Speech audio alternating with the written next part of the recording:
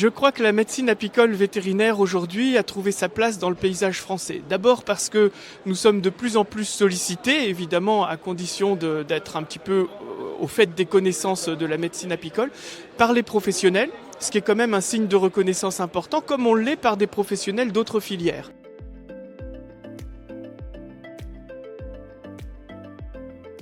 On est de plus en plus nombreux à intervenir dans les élevages, dans les exploitations apicoles et à y apporter une certaine expertise qui est reconnue et qui fait que d'année en année, on nous redemande. Mais on est reconnu également pour notre expertise. On est appelé aujourd'hui dans de nombreuses tables de négociation, que ça soit dans les organismes comme le CNOPSAV, la DGL, etc., qui nous sollicitent. Et puis on a de très nombreuses relations avec les instituts, tels que les instituts techniques, les ADA, les GDS, le GNTSA, tous ces organismes qui tournent autour du sanitaire et qui, de plus en plus, je dirais même, c'est devenu une généralité, nous convient lorsqu'il y a des discussions qui concernent la santé de l'abeille.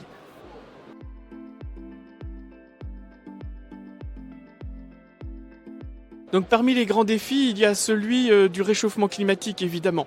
Donc le réchauffement climatique fera en sorte qu'on va avoir de nouveaux bioagresseurs qui vont arriver, peut-être d'autres maladies qui se développeront, pourquoi pas. Mais pour l'instant, on sent bien l'arrivée d'Aetina tumida, qui est pour l'instant sur l'île de la Réunion, au niveau de la France, et puis Tropiculaps, par exemple, qui peuvent tout à fait arriver. Ce sont des bioagresseurs ou des parasites qu'on connaît en médecine vétérinaire apicole, qu'on apprend à traiter aujourd'hui, mais qui ne sont pas encore arrivés en France. Donc ça sera un des prochains défis.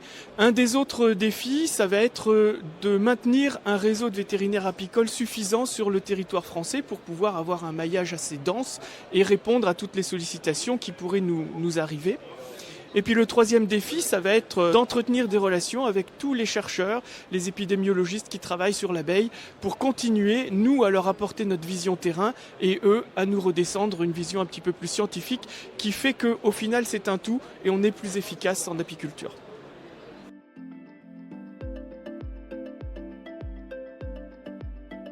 Le petit bémol qu'on peut mettre à tout ça, il se situe au niveau de la formation.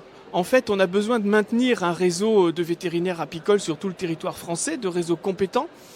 Et ce réseau, il ne pourra se maintenir que si on continue à former des confrères et des consoeurs aujourd'hui à la médecine apicole. On a de plus en plus de vétérinaires apicoles qui ont été formés désormais il y a une vingtaine d'années.